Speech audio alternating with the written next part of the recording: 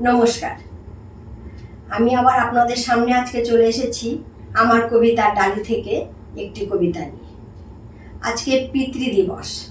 সেই পিতৃদিবস উপলক্ষে আমি একটি কবিতা বলবো। সেই কবিতাটি আমার বাবার শেখানো। আমার প্রথম গুরু আমার বাবা। তাই সেই কবিতাটি অনেক ছোটবেলায় শিখিয়েছিলেন বাবা। তো বাবারও নিজের ওটা ছোটবেলার কবিতা। বাবা যখন বাংলাদেশে থাকতেন তখন বাবা বলেছিলেন বাবাদের ওই কবিতাটা বইতে ছিল। ঠিক আছে, আমি এখন আপনাদের ওই কবিতাটি শোনাচ্ছি। ফুটিয়াছে সরোবরে কমলনি কর, ধরিয়াছে কি আশ্চর্য শোভা মনোহর।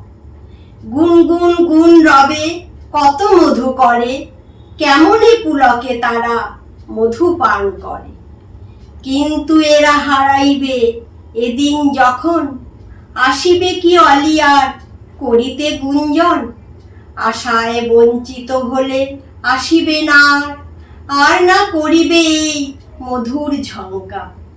সুসময়ে অনেকেই বন্ধু বটে হয়, অসময়ে হায় হায় কেহ কারো নয়।